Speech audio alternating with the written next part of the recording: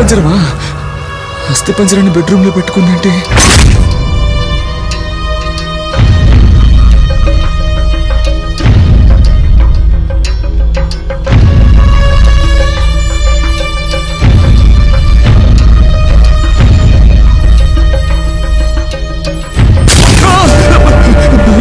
Current పోయినట్టుంది.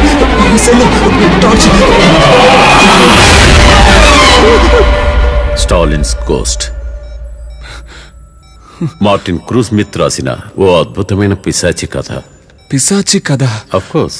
నా daughter నిలోమినా 6 ఏళ్ల క్రితం వాళ్ళ అమ్మ చనిపోయినప్పటి నుంచి హ్యూమన్ సోల్స్ ఫీల్డ్ లో క్రేజీగా ఉంది. మనుషులు చనిపోయిన తర్వాత వాళ్లలో శాంతించని ఆత్మలన్నింటినీ డైరెక్ట్ గా రప్పించి వాటిని పెయింట్ చేయడమే తన హాబీ.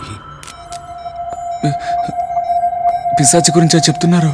అలా అని మీరంటారు, కానీ మేమనేది హ్యూమన్ సోల్.